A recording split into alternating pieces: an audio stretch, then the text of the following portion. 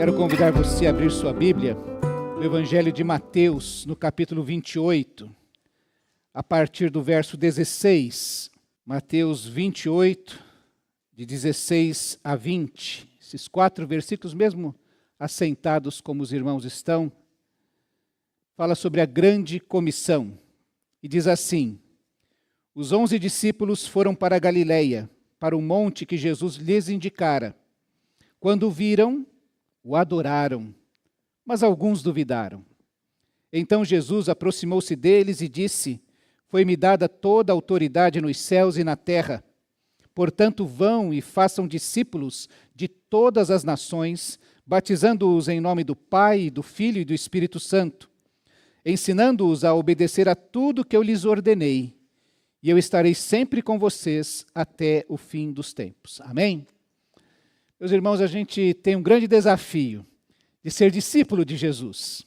Não apenas de conhecê-lo, não apenas de carregá-lo num crucifixo na correntinha, não apenas de saber da sua existência, não apenas de ter na nossa casa um exemplar da Bíblia aberto num determinado texto, não apenas de falar a respeito dele, não apenas de invocar o seu nome quando temos algum tipo de necessidade, não é? Que a gente está numa enrascada, que nós nos metemos e aí nós clamamos, o sangue de Jesus tem poder, e aí clamamos por o nome de Jesus sem ter consciência plena daquilo que estamos fazendo. Quando Jesus chamou aqueles homens para serem discípulos dele, estava chamando essas pessoas para que pudessem ser aprendizes, para que pudessem ser seguidores no tempo todo. Achei interessante aqui a imagem que o pessoal da comunicação colocou, uma criança aprendendo a fazer um bolo. O aprendiz, é assim que a gente ensina nossos filhos. Eu me lembro, já contei isso para alguns, mas vou contar novamente.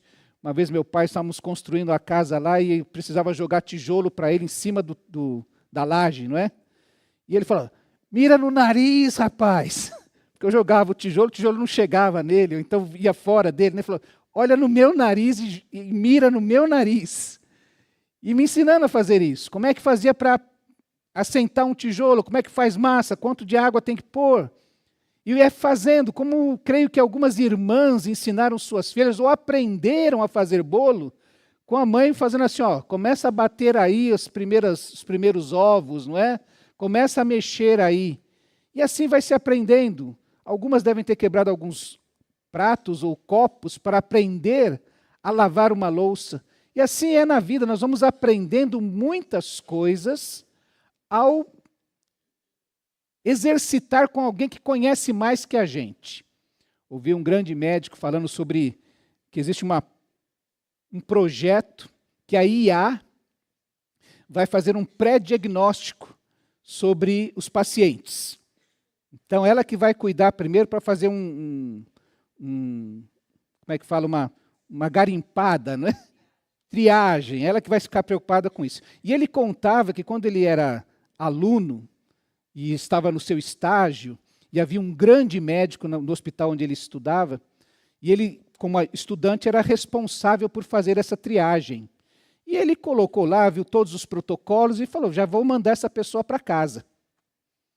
E foi falar para o seu professor, ele não tinha autoridade para fazer isso, mas ele falou: olha, fulano está assim, assim, assado, pressão, temperatura, tudo que tinha que fazer. Aí o professor dele chegou, olhou a pessoa e falou: entra. E ele falou, quando ele entrou, aquele homem estava para ter um AVC. E aquele grande médico, só de olhar, por isso que a gente fala assim, o olhar clínico, né? A pessoa bate o olho e já sabe as circunstâncias que a pessoa está vivendo. Então, nós precisamos de ter alguém que nos discipule. Quando Jesus pensa nisso, ele fala: olha, eu vou ser o mestre de vocês, vocês vão me seguir os meus passos, os meus procedimentos, a maneira como eu trato as pessoas, os valores que eu tenho, vão aprender a raciocinar como eu raciocino. Vocês vão me seguir, vocês vão ser meus aprendizes, até que o discípulo se torne finalmente uma cópia de Jesus. Onde ele esteja, as pessoas percebam que Você se parece com Jesus e porque você está aqui, Jesus está presente através de você. Você vai se lembrar que Pedro, um dos primeiros a ser chamado para seguir a Jesus, venha após mim, me siga, que eu vou fazer de você um pescador de homens. Já no fim, lá naquela noite, aquela madrugada que Jesus estava sendo julgado, as pessoas olham para Pedro e dizem para ele, olha, você andava com ele. Você se comporta e você fala como um deles. Porque essa caminhada de 3 anos de Pedro, apesar das suas falhas, das suas dificuldades, foi um tempo de aprendizado. Foi um tempo em que ele aprendeu a seguir Jesus e, por seguir a Jesus, foi se tornando cada vez mais parecido com Jesus. Veja que, nesse momento, Jesus já está ressurreto. Jesus chama os seus discípulos para se encontrarem com ele nesse monte da Galileia. Jesus já se apresentou algumas vezes aos seus discípulos, já demonstrou a sua ressurreição de maneira muito concreta. Jesus apareceu diante deles, Jesus jantou com eles, Jesus permitiu que eles tocassem no seu corpo. Já estava mais que provado que Jesus havia vencido a morte. Mas quando Jesus chama os seus discípulos para este momento, alguns duvidaram.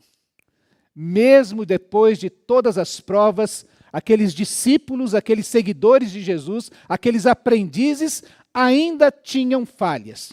Isso me faz lembrar de mim e de você. Depois de 20, 30, 40, 50, 60 anos andando com Jesus, aprendendo a seguir o exemplo de Jesus, nós por vezes nos pegamos dominados pelo medo, pela dúvida, pela incredulidade sobre o que Jesus pode fazer conosco. Nos lembrando muito claramente que o seguidor de Jesus precisa vencer estas questões, não apenas antes de declarar publicamente a sua fé em Cristo Jesus, mas nesse segmento que vai começar e vai daqui para frente. Uma das perguntas que eu faço para os candidatos ao batismo, e foi feito hoje pela manhã: até quando você pretende ser crente? Até quando você pretende seguir a Jesus? Eu acho bonito porque os batizandos dificilmente têm uma longa estrada de fé, de caminhada religiosa, mas uma resposta muito simples: até o fim da vida, pela vida toda, e uma resposta que soa natural do seu coração, de uma adolescente. Simplesmente salta, mas até a vida toda, não tem por que voltar. E dura a gente que já é mais antigo, né? Jovem há mais tempo, como alguém diz, pensar assim: olha, quantas lutas você ainda vai enfrentar, e quantas vezes a sua fé vai ser provada, para que você continue afirmando: eu quero seguir a Jesus. Veja que Jesus tem esses discípulos, e são estes homens que ainda são falhos, que são chamados a seguir a Jesus. Ninguém é chamado a seguir a Jesus porque é perfeito, porque jamais vai falhar, porque não tem mais pecado. Todos nós somos chamados a seguir a Jesus para que Ele faça alguma coisa em nossa vida e faça alguma coisa de nós. Pedro era um pescador que estava lá lutando pela vida e foi recrutado da sua situação para se tornar um grande líder, um grande servo de Deus, um homem que conseguiu completar a sua missão e compartilhar o que Cristo fez na sua vida.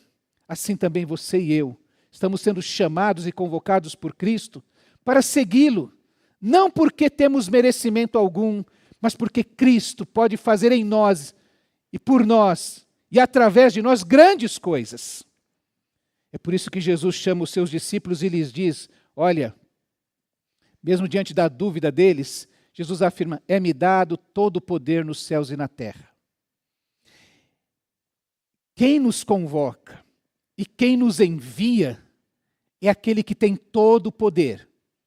Não importa o problema, não importa o desafio, não importa a missão que tenhamos recebido, quem nos convoca e quem nos envia é o Senhor da seara, é o Senhor que venceu a morte, é o Senhor da vida, É o Senhor que conduz com as suas mãos a história da humanidade. E é a Ele que nós aprendemos a seguir, a obedecer. É por isso que Jesus aqui vai falar para os seus discípulos: vão e façam discípulos seguidores. Gente que assume Jesus como seu mestre. Gente que está disposta a permitir que Jesus faça de si uma cópia do próprio Cristo Jesus.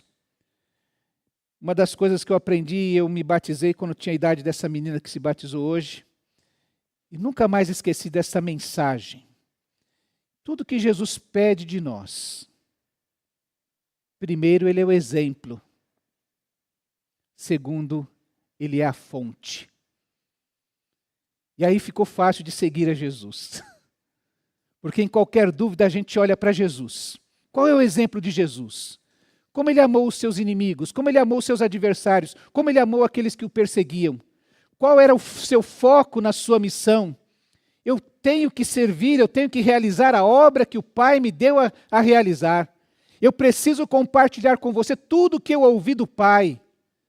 E Jesus passou o seu ministério realizando e vivendo dessa maneira para se tornar o exemplo para os seus discípulos. Quando sentiu uma tremenda angústia, chamou outros irmãos, os seus próprios discípulos, para orar com ele.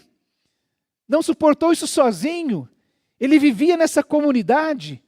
Quantas noites Jesus separou para orar, para tomar grandes decisões no seu ministério. Nós aprendemos com Jesus a fazer da mesma maneira. Nós olhamos para Jesus e diante dos momentos mais difíceis que ele teve que enfrentar, ele se recolheu diante do Pai. Ele buscou a companhia daqueles que podiam orar por ele.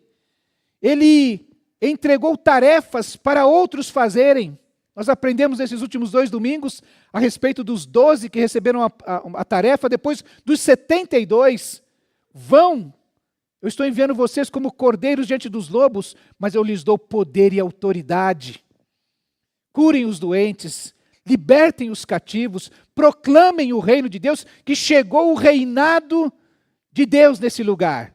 Agora, ele destrona as outras autoridades, os outros poderes, para assumir o controle da vida daquele que põe a sua fé em Cristo Jesus, daquele que abre o seu coração para que agora o Senhor Jesus se assente no trono do seu coração e ele, com todo poder e autoridade, realize a sua vontade. Façam discípulos. Meus irmãos, não é possível a gente, aliás, discípulo no grego, não é um verbo.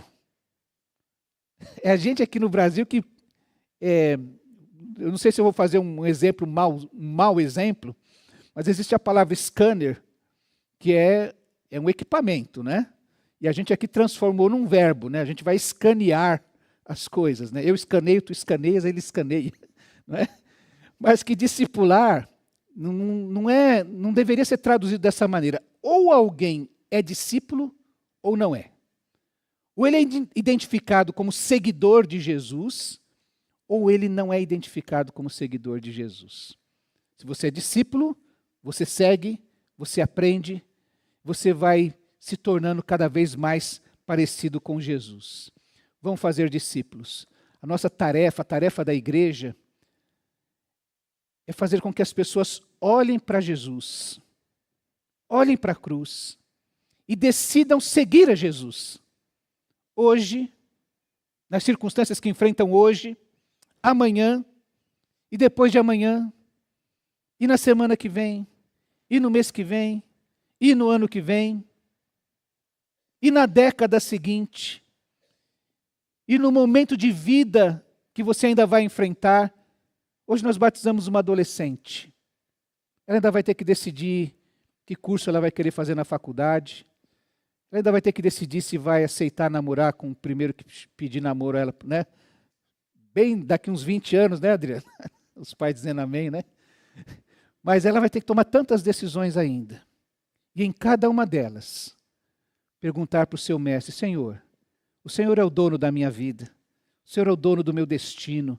O Senhor é o dono dos meus sonhos, dos meus projetos. O que o Senhor quer que eu faça? O que eu devo fazer que vai te glorificar? Essa foi uma das conversas que nós tivemos a respeito de por que eu tenho que colocar minha vida em ordem? porque isso honra o seu Senhor. Porque quando o discípulo de Jesus não coloca a sua vida em ordem, não procura colocá-la, é sempre uma oportunidade de um mau testemunho. De alguém olhar para nós e falar assim, tá, mas aquele fulano crente, nem resolve isso na vida dele. E a nossa vida, tudo que nós fazemos, cada ato, cada pensamento, precisa ser levado cativo a Cristo Jesus, para que Ele se torne Senhor disto. É por isso que Jesus diz, façam discípulos, anunciem o reino, para que eles decidam seguir a Jesus. O batismo, não, como eu disse, não é uma modinha, é um ato de obediência, é um ato de seguimento a Jesus, é um ato de fazer de Jesus o meu mestre, é um desejo do discípulo de dizer, não, esse é o meu Senhor, a minha vida agora está envolvida desta maneira com Ele, e eu quero declarar ao mundo que Ele é o meu Senhor. E é por isso que as pessoas se batizam para declarar que, olha, aquele eu, aquele ego que ditava os rumos da sua própria vida, morreu. Foi crucificado com Cristo. E agora quem vive em mim é Jesus. Eu já ressurgi para esta nova vida. E eu estou simplesmente dando um testemunho de que isso aconteceu comigo. Ser discípulo e ser batizado é seguir o exemplo de Jesus. Jesus se batizou para se identificar comigo e com você, para compreender o sentimento que nós temos quando declaramos ao mundo que cremos neste único e verdadeiro Deus. Ser batizado é um ato de obediência. Alguém uma vez, certa ocasião, me disse, pastor, eu já aceitei Jesus. Eu creio em Deus, já aceitei Jesus. Mas eu não sei se eu devo me batizar, porque o batismo é uma coisa muito séria. Né? Você é membro da igreja. Eu preciso dizer que ele está errado. É mais sério receber Jesus como seu único e suficiente Salvador do que este ato público de fé. Lembre-se que aquele ladrão na cruz do Calvário não teve tempo de testemunhar publicamente a sua fé em Cristo Jesus através do batismo. Então, este ato aqui não é um ato administrativo. Fulano agora foi batizado, agora ele é membro da nossa igreja. Embora isso aconteça. Tá? A partir deste instante, eles são membros da igreja. É a porta de entrada para a nossa igreja. Embora isso aconteça, isto é em decorrência do que cada um experimentou com Cristo Jesus. Eles só vieram aqui porque, em algum momento para trás, eles tiveram um encontro com o Cristo ressurreto. Eles descobriram que Jesus verdadeiramente é Deus, que Jesus verdadeiramente está vivo, que Jesus verdadeiramente está chamando cada um deles para o seu caminho, que Jesus está verdadeiramente perdoando os seus pecados. E por isso eles vêm aqui para falar para todo mundo, olha, eu sigo a Jesus porque Ele fez tudo isso por mim. Jesus nos diz então que devemos obedecê-lo. Batizar é um ato de obediência da igreja e daquele que se batiza. E ensinar todas as coisas que Jesus ordenou é o que nós vamos fazer daqui para frente. Quando eu era adolescente, eu lembro dos temas que acompanhavam e que os adolescentes tinham que ouvir, porque era daquela época, daquele momento da minha vida. Depois eu fiquei mais jovem e eu não precisava sonhar que um dia eu ia casar. Agora eu estava casado. Eu precisava aprender a ser um bom marido, depois um bom pai, depois, num período da vida, ser um bom filho para pais idosos. E agora estou aprendendo a ser um sogro. Não é? Espero que seja um bom sogro, né? E tenho orado a Deus para não me tornar um velho chato. Não é? Não quero ser um velho chato. Que deixe saudades para quem ficar aqui quando eu partir. E tenho orado para que quando chegar o momento de partir, eu esteja bem preparado e quem ficar esteja bem preparado para ficar também. Meus irmãos, a gente pode fazer muitas coisas nesse segmento com Jesus. Sexta-feira eu participei de um velório. No sábado de um casamento. E hoje de batismos. Em cada lugar há sentimentos, há expectativas. Como foi bom naquele velório encontrar aqueles que têm esperança em Cristo, que já entregaram sua vida a Jesus, que já testemunharam a sua fé em Cristo Jesus. E como é triste encontrar no mesmo lugar aqueles que não têm esperança, aqueles que choram em desespero, porque não têm esperança. Como é bom encontrar aqueles numa festa que celebram aquilo que Deus, as bênçãos que Deus quer trazer sobre aqueles que lhe obedecem, sobre aqueles que dedicam toda a sua vida, inclusive o seu matrimônio, aos pés da cruz de Cristo.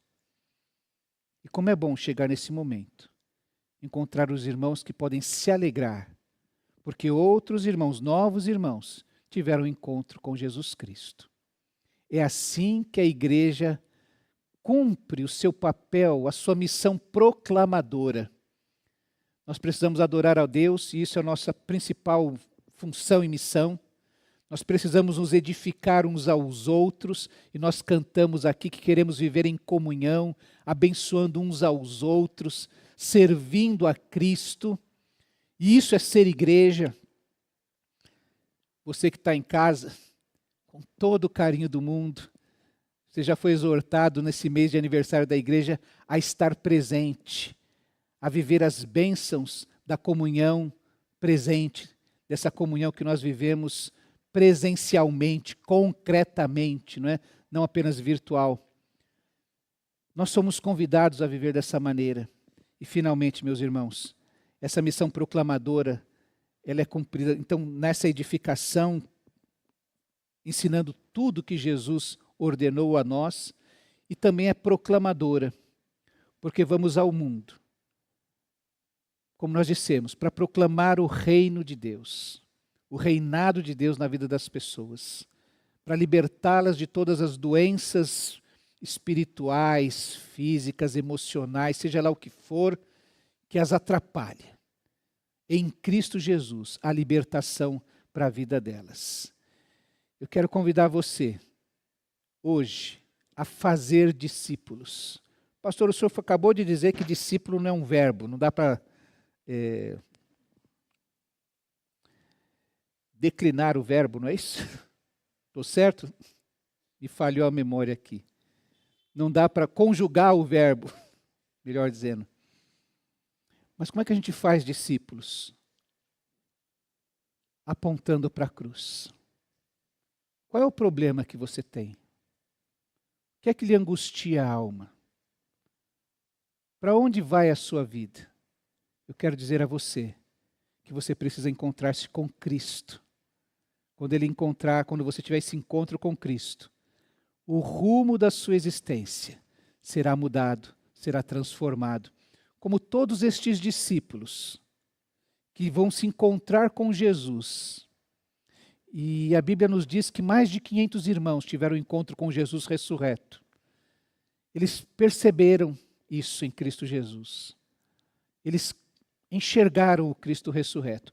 E por isso, todos eles, especialmente aqueles 11 que estiveram com Jesus na última ceia, puderam dizer assim: eu estou disposto a morrer, porque eu vi Jesus ressurreto.